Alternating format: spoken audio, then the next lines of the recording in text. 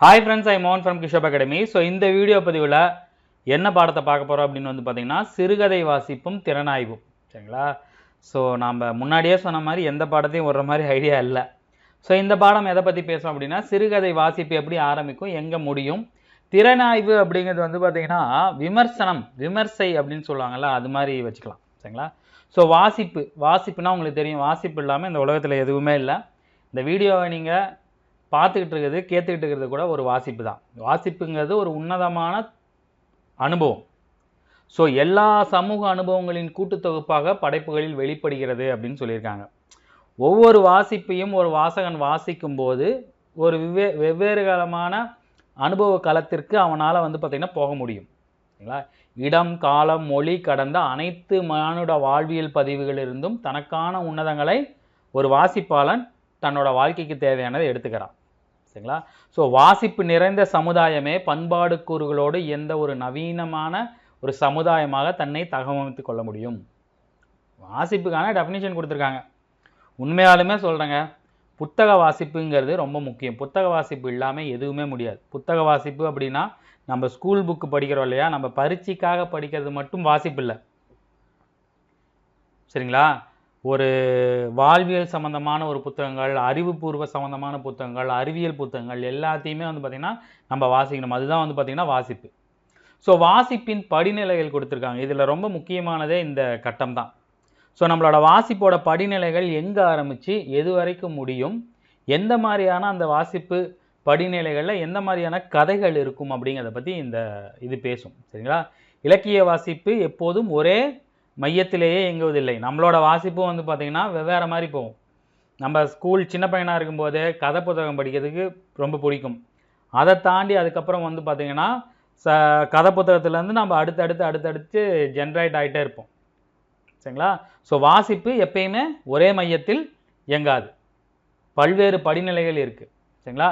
நல்ல வாசகனின் வாசிப்பு தரம் என்பது, ஒரு நல்ல வாசகனோட வாசிப்பு எங்கேருந்து ஆரம்பிக்கும், குழந்தை இலக்கிய வாசிப்பிலிருந்து பொழுதுபோக்கு, சாகசம், குற்றவியல், மெல்லுணர்வு, லட்சியவாதம் ஆகியவற்றின் வழியாக சென்று கடைசியாக எங்கே முடியும், செவ்வியல் வாசிப்பை நோக்கி நகர்ந்து முடியும். செவ்வியல் வாசிப்பு உயர்ந்த லட்சியங்களை கொண்ட உயர்ந்த செவ்வியல் சம்பந்தமான இலக்கியங்கள், செவ்வியலான விஷயங்கள் படிக்க தான் வந்து பார்த்திங்கன்னா செவ்வியல் வாசிப்பு, உலக விஷயங்கள். சரிங்களா? ஸோ எங்கே ஆரம்பிக்கும்னு வந்து பார்த்திங்கன்னா குழந்தை இலக்கியத்திலேருந்து ஆரம்பிக்கும். ஸோ இது ரொம்ப முக்கியம்.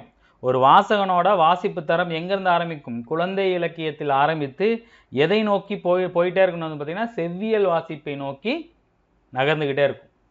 சரிங்களா? செவ்வியல் வாசிப்புங்கிறது செவ்வியல் நூல்களாக இருக்கலாம், செவ்வியல் இலக்கணங்களாக இருக்கலாம், செவ்வியல் மொழியில் வந்த படைப்புகளாக இருக்கலாம். ஸோ அதுதான் வந்து பார்த்திங்கன்னா உச்சநிலைன்னு சொல்ல முடியாது. அதை நோக்கி நகர்ந்துக்கிட்டே தான் போகும். நம்ம வாழ்க்கையில் எல்லாத்தையும் படித்து முடிச்சிடணும் முடியுமா அப்படின்னு கேட்டிங்கன்னா முடியாது. ஏன்னா படிக்கிறதுக்கு அவ்வளோ இருக்குது. டிஎன்பிசியில் மட்டும் இல்லை, வாழ்க்கைக்கும் சரி. சரிங்களா?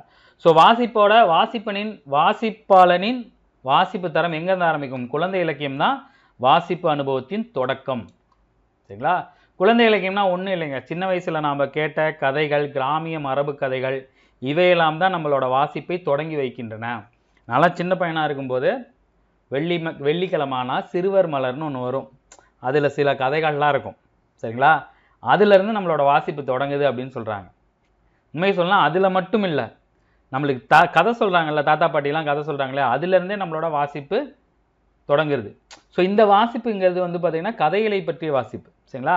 அடுத்து நம்ம கொஞ்சம் சின்ன குழந்தையிலேருந்து, சின்ன பசங்க ஸ்கூல் இதிலேருந்து கொஞ்சம் பருவம் பக்கம் வரும்போது நம்ம எதை படிக்க ஆசைப்படுவோம்னு வந்து பார்த்திங்கன்னா பொழுதுபோக்கு கதைகள். ஸோ குழந்தை இலக்கியம் ஃபஸ்ட்டு, அடுத்து நாம் எதை நோக்கி நகர்வோம், பொழுதுபோக்கு கதைகளை நோக்கி நகர்வோம். சரிங்களா? ஸோ பொழுதுபோக்கு கதைகள் அப்படிங்கிறது வந்து பார்த்திங்கன்னா அதுக்கு நோக்கம்னு எதுவும் கிடையாது.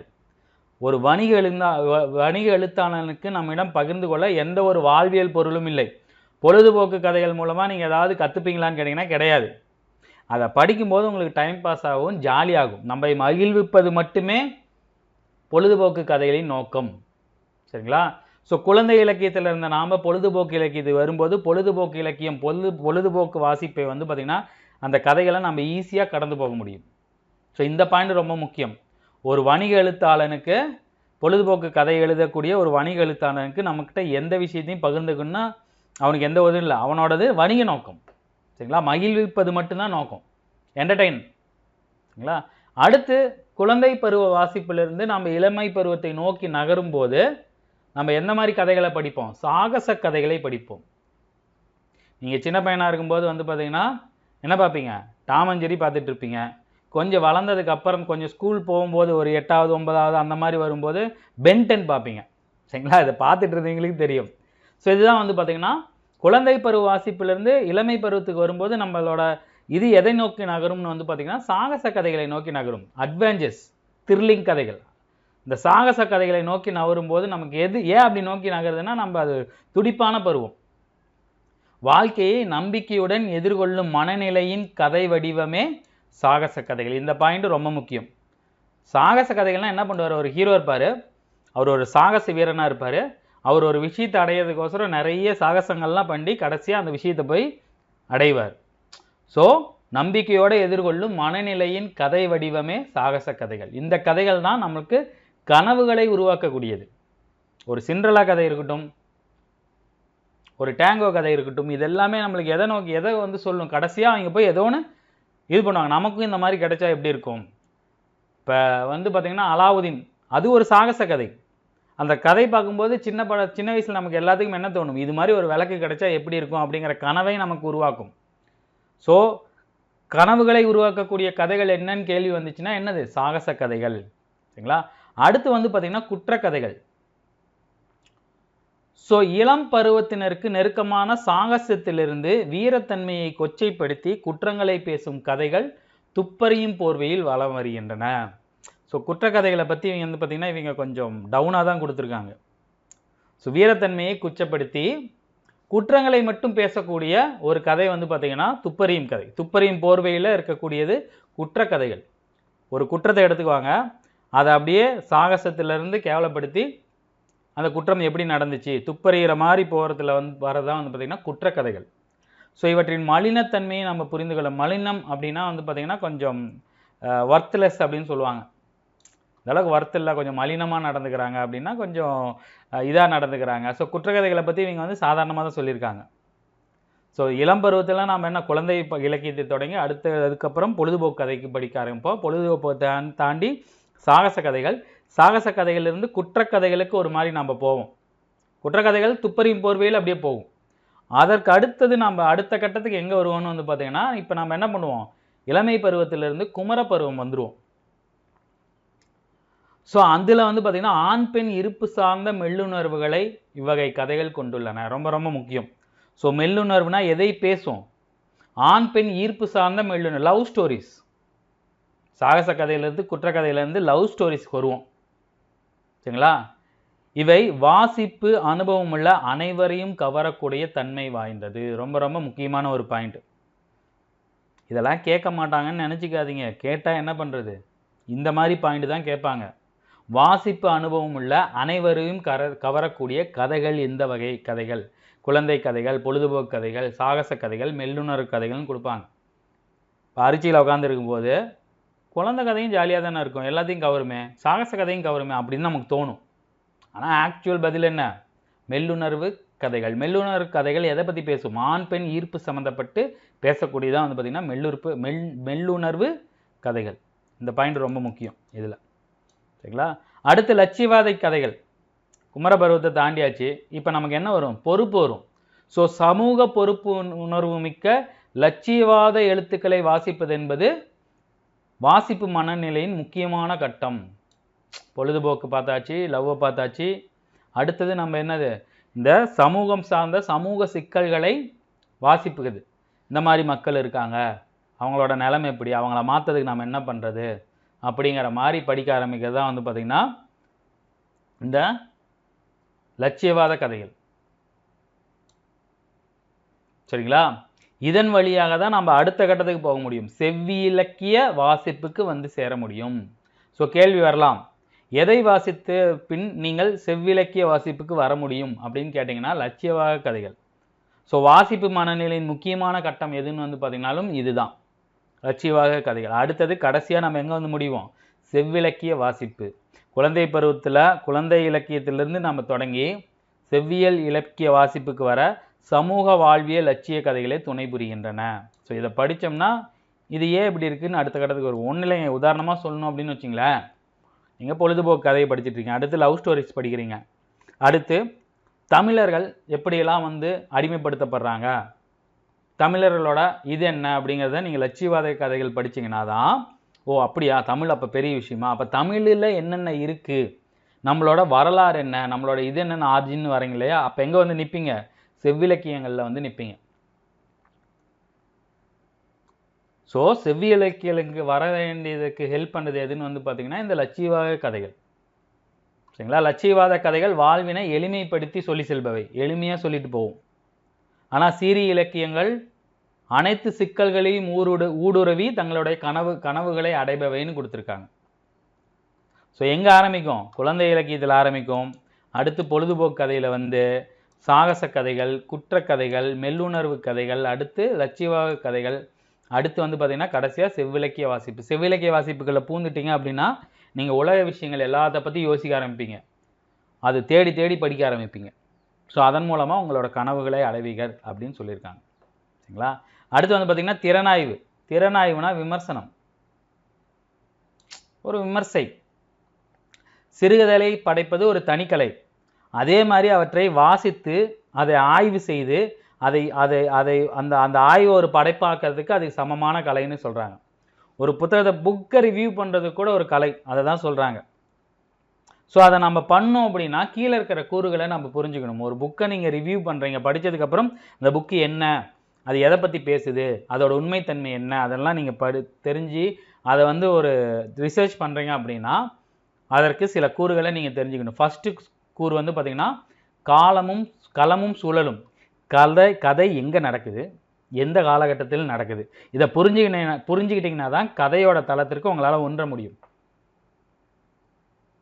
சரிங்களா? இப்போ நீங்கள் குப்தர்களை பற்றி படிக்கிறீங்க அப்படின்னா குப்தர்களோட காலம் என்ன, அவர்கள் காலத்தில் அந்த சமுதாயம் எப்படி இருந்தது அப்படிங்கிறத புரிஞ்சுக்கிட்டீங்கன்னா தான் அப்போயே அதை பண்ணாங்க அப்படிங்கிறது உங்களால் ஒன்ற முடியும்.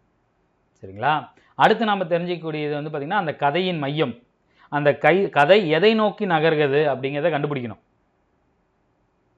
சரிங்களா? அப்போ தான் அந்த கதையோட சார்பு எதை நோக்கி நகருது அப்படிங்கிறத புரிஞ்சிக்க முடியும் உங்களால். கதையின் மையம்னா எதை நோக்கி நகருது, கதை கருதான் கதை மையம். சரிங்களா? அடுத்து நிறுவும் நோக்கு. நிறுவும் நோக்குனா கதை கடைசியாக எங்கே போய் முடியுது, எதை நோக்கி போய் நிற்குது அப்படிங்கிறதான் பார்த்தீங்கன்னா கதை நோக்கு நிறுவு அப்படின்னு சொல்லுவாங்க, நிறுவும் நோக்கு அப்படின்னு சொல்லுவாங்க. அடுத்து விளைவு. இதுதான் ரொம்ப முக்கியம். ஒரு கதையை நீங்கள் படித்து முடித்தோடனே உங்களுக்கு ஒன்று மகிழ்ச்சியாக இருக்கணும், இல்லை சோகமாக இருக்கணும், இல்லை கோபமாக இருக்கணும், ஏதாவது ஒரு உணர்வை அந்த கதை நமக்குள்ளே கடத்த வேணும். அப்போ தான் பார்த்தீங்கன்னா அது ஒரு சிறந்த கதை. சும்மா எந்த ஒரு உணர்வுமே, நீங்கள் ஒரு படம் பார்த்துட்டு வரீங்கன்னு வச்சிங்களேன், அது என்டர்டைன்மெண்ட். அந்த படம் பார்க்கும்போது உங்களுக்கு ஜாலியாக இருக்கலாம், பார்த்துட்டு கஷ்டமாக இருக்கலாம், இல்லை பிடிக்காமல் போகலாம், என்ன வேணாலும் போகலாம், அது படம். ஆனால் நீங்கள் வாசிப்பு, ஒரு இலக்கியம், ஒரு சிறுகதைன்னு எடுத்துக்கிட்டிங்கன்னா அது முடித்ததுக்கப்புறம் உங்களோட மன உணர்வுகளை, ஏதாவது ஒரு உணர்வுகளை தூண்டுதல் வேண்டும். ஒரு மகிழ்ச்சியோ கோபமோ ஏதாவது உங்களுக்கு ஏற்படணும். அதுதான் பார்த்திங்கன்னா அந்த கதையின் விளைவுன்னு சொல்லுவாங்க. அப்படி இருந்தால் தான் என்ன பண்ணுவாங்க வாசகர்கள், அந்த கதையோட மாந்தர்களையும் தம்மோட கதையும் ஒப்பிட்டு பார்த்து நம்ம நெருக்கமான கதை அப்படின்னு தெரிஞ்சு அவங்க மனசுக்குள்ளே பதியும். அதுதான் சிறந்த கதைன்னு சொல்லி கொடுத்துருக்காங்க. ஸோ நல்ல சிறுகதை நல்ல விளைவுகளை ஏற்படுத்த வல்லது. அவங்களுக்கு ஒரு விஷயம் சொல்கிறேங்க. நான் ஸ்கூல் படிக்கும்போது நீதி போதனை வகுப்புன்னு ஒன்று இருந்துச்சு. நான் ஏற்கனவே சில வீடியோவில் சொல்லியிருப்பேன். சரிங்களா? நான் 7வது 8வது படிக்கும்போது பார்த்திங்கன்னா அப்போ ஒரு 10-20 கதைகள் இருக்கும். வாரத்தில் ஒரு நாள் பார்த்திங்கன்னா அந்த நீதி போதனை வகுப்பு கிளாஸ் இருக்கும். அப்போ பார்த்திங்கன்னா அதில் ஒரு கதையோட முடிவு எனக்கு இன்னும் ஞாபகம் இருக்குது. ஒரு சின்ன பையன் இருப்பான், அவன் என்ன பண்ணுவான் அப்படின்னு பார்த்திங்கன்னா ஸ்கூலுக்கு வெளியே ஒரு பாட்டி பார்த்திங்கன்னா என்ன பண்ணுவாங்க, கடை போட்டிருப்பாங்க. இவன் ஆள் கொஞ்சம் துடுக்குத்தனமான ஒரு ரொம்ப நாட்டி பாயின்னு வச்சிங்களேன். அந்த கிளவிட்டேருந்து அந்த ஏதாவது இந்த கடலக்காய் வேர்க்கடலை ஏதாவது ஒன்று எடுத்துகிட்டு வந்துடுது, காசு கொடுக்காமல் ஓடி போயிடுது. அந்த பாட்டியால் எந்த பிடிக்க முடியுமா, அதை திட்டிக்கிட்டே அப்புறம் உட்காந்து வியாபாரம் பண்ண ஆரம்பிச்சு இப்படியே பண்ணிட்டு இருந்தான். சரிங்களா? அவன் கொஞ்சம் ஒரு சம்மர் லீவுக்கு எதுக்கோ ஊருக்கு போய் மெத்தையிலேருந்து வேடிக்கை பார்த்துட்டு இருக்கும்போது அப்படியே நிலத்தடு மாதிரி கீழே விழுந்து அந்த பையனுக்கு என்ன ஆச்சு, கை ஒரு பக்கம் உடஞ்சி கிட்டத்தட்ட அந்த கையோ ஒரு கால் உடஞ்சி அந்த கிட்டத்தட்ட அந்த கால் வந்து ஊன மாதிரி ஆகிப்போச்சு. காலங்கள் உருண்டோது படித்து முடிக்கிறான், நல்ல வேலைக்கு போகிறான். ஆனால் அவன் மனசுக்குள்ளே என்ன தோணிக்கிட்டே இருக்கு, ஒருவேளை அந்த பாட்டிக்கு நம்ம இந்த மாதிரி பண்ணனால தான் நமக்கு இந்த ஆகிப்போச்சோ அப்படின்னு சொல்லி அவனுக்கு தோணிக்கிட்டே இருக்கு. ஒரு வருடங்கள் ஓடுது. வருடங்கள் கழித்து அந்த பையன் என்ன பண்ணுறான், அந்த பாட்டிக்கு நம்ம பணம் கொடுக்கலான்னு அந்த அவனோட பழைய ஸ்கூலுக்கு ஒரு 15 வருஷம் கழித்து போய் பார்க்கும்போது ஸ்கூல் மாறி போயிருக்கு. அந்த பாட்டி கடை இல்லை. பாட்டி எங்கேயோ ஊருக்கு போயிட்டாங்களா, இறந்துட்டாங்கன்னு கூட யாருக்கும் தெரியல. அப்போ அழுவுறான். அழுதுட்டு அப்புறம் என்ன பண்ணுறான், அப்புறம் வந்து இதை நம்மளால் திருத்திக்கவே முடியல அப்படின்னு சொன்னான். அந்த கதை எனக்கு இன்னமும் ஞாபகம் இருக்குது. ஒருவேளை நமக்கு இந்த மாதிரி ஏதாவது ஒரு பிரச்சனை, யாருக்காவது ஏதாவது ஒரு தவறு பண்ணிட்டா அது நம்ம வாழ்க்கை வரைக்கும் துரத்திக்கிட்டு வந்துருமோ அப்படிங்கிற ஒரு எண்ணம் வந்து பார்த்திங்கன்னா அந்த கதையை வாசித்த எனக்கு, என்னோட அந்த ஸ்கூல் ஃப்ரெண்ட்ஸ் எல்லாம் இருப்பாங்களே எல்லாத்துக்கும் அது தோணுச்சு. அதுக்கப்புறம் நாங்கள் ஸ்கூல் படிக்கும்போது இந்த மாதிரி வேலையெல்லாம் நாங்கள் பண்ணவே மாட்டோம். அதை ஒப்பிட்டு பார்த்து நாமளும் இப்படி பண்ணால் இப்படி ஆகிடுமோ அப்படிங்கிற ஒரு எண்ணம் வந்துச்சு. இந்த மாதிரி ஒரு நல்ல சிறுகதை உங்களுக்கு நல்ல விளைவுகளை ஏற்படுத்தும். ஒரு எந்த விளைவுமே ஏற்படுத்தலை அப்படின்னா அது சிறுகதையில் அது குப்பைன்னு அர்த்தம். சரிங்களா? சரி, டாப்பிக்கை தாண்டி வெளியே போயிட்டேன்னு நினைக்கிறேன். சரிங்களா? அடுத்து அழகியல். ஒரு கதையை சொல்லும்போது அது வாசகர்களை கவர்ற மாதிரி உவமைகள், உருவகங்கள், சிறந்த வர்ணனைகள்லாம் இருக்கணும். சரிங்களா? ஒவ்வொரு வரியும் உங்கள் வாசகரை கைப்பிடித்து கதைக்களத்திற்குள் அழைத்து செல்ல வேண்டும். சரிங்களா? ஓர்மையோடு வாசகனை ஒன்றை செய்ய வேண்டும். ஒரே ஒரு நோக்கத்தோடைய அந்த வாசகனை அந்த கதையுடன் உங்களை ஒன்றை செய்ய வேண்டும். அதுதான் வந்து பார்த்தீங்கன்னா அழகியல் அப்படின்னு சொல்கிறாங்க. நான் திறனாய்வுன்னு சொன்னேன் இல்லையா? திறனாய்வு செய்ய எவ்வித முன்முடிவும் சார்பும் இல்லாத ஒரு திறந்த பார்வை ஆய்வாளருக்கு தேவை. ஒரு கதையை படிக்க ஆரம்பித்தோன்னே இந்த கதை இதை நோக்கி தான் போகுது அப்படிங்கிற எந்த ஒரு முன்முடிவு ப்ரீஜஸ்டிஸ் பண்ணாமல், நீங்கள் எந்த மாதிரி கதையை விரும்புகிறவராக கூட இருக்கலாம், ஆனால் ஒரு கதையை வாசிக்கும் போது நடுநிலைமையாக இருந்து தான் ஆய்வு செய்யணும். திறனாய்வுங்கிறது விமர்சனம் செய்வது. ஸோ ஒரு கதையை நீங்கள் படிப்ப ஆரம்பிக்கும் போது இல்லை என்ன தப்பு அப்படிங்கிற ஆய்வு மனப்பான்மையை தவிர்த்து முழுமையாக வாசகனாக படைப்பை அணுகும்போது தான் அந்த படைப்பை பற்றிய திறனாய்வு முழுசாக இருக்குன்னு சொல்கிறாங்க. ஒரு கதை ஒன்று இருக்குது. இந்த கதையோட ஒரு டைட்டில் வந்து பார்த்திங்கன்னா ஒரு சர்ச்சையான ஒரு டைட்டிலாக இருக்குன்னு வச்சுங்களேன். திருநங்கை அப்படின்னு ஒரு டைட்டில் இருக்குன்னு வச்சுங்களேன். கதை இது என்னப்பா, கடைசியில் திருநங்கை கஷ்டப்படுவாங்க, அவங்க நல்லவங்க அப்படிங்கிற மாதிரி இந்த கதை இருக்கும் அப்படிங்கிற ஆய்வு அப்படிங்கிற மாதிரியே போனீங்கன்னு வச்சிங்களேன், அது உங்களுக்கு எந்த ஒரு இதையும் கொடுக்காது. அது ஒரு சிறந்த ஆய்வாளரோட பண்பும் கிடையாது அப்படின்னு சொல்கிறாங்க. சரிங்களா? ஸோ நடுநிலைமையாக இருக்கிற ஒரு திறனாய்வாளர் தான் ஒரு படைப்பின் தன்மையை நேரிய முறையில் வெளிப்படுத்த முடியும் அப்படின்னு முடிச்சிருக்காங்க. ஸோ இதில் நமக்கு பெருசாக பாயிண்ட் இல்லை. இந்த பாடத்துலேயும் உங்களுக்கு சரியாக பாயிண்ட் இல்லை. ஆனால் எந்தெந்த விஷயம், இந்த எதுலேருந்து எதை தொடங்கி எதுக்கு வருது அப்படிங்கிறது ரொம்ப முக்கியம். வாசிப்பு அனுபவம் அனைவரையும் கவரக்கூடிய தன்மை மெல்லுணர்வு கதைகள். சரிங்களா? சமூக பொறுப்பு மிக்க லட்சியவாக கதைகள் எதுக்கு நம்ம ஹெல்ப் பண்ணுறோம், அதன் மூலமாக தான் செவ்விலக்கிய வாசிப்புக்கு நம்ம போக முடியும். சரிங்களா? ஸோ கனவுகளை உருவாக்கக்கூடிய கதைகள் சாகச கதைகள், மலினத்தன்மையான கதைகள் குற்ற கதைகள். சரிங்களா? வணிக எழுத்தாளன் வணிக நோக்கத்தோடு எழுதக்கூடிய கதைகள் பொழுதுபோக்கு கதைகள். சரிங்களா? இதோட வந்து பார்த்திங்கன்னா இது முடியுது. ரொம்ப சின்னது தான். சரிங்களா? அடுத்து வந்து பார்த்திங்கன்னா சிறுகதை எழுதும் கலை. சரிங்களா? இதையும் புக் பேக்கையும் அடுத்த வீடியோவில் பார்ப்போம். சரிங்களா? ஸோ இந்த வீடியோ பதிவு உங்களுக்கு பயனுள்ளதாக இருக்கும்னு நினைக்கிறேன். இதே மாதிரி அடுத்த வீடியோ பதிவில் நம்ம சந்திப்போம். தேங்க்யூ.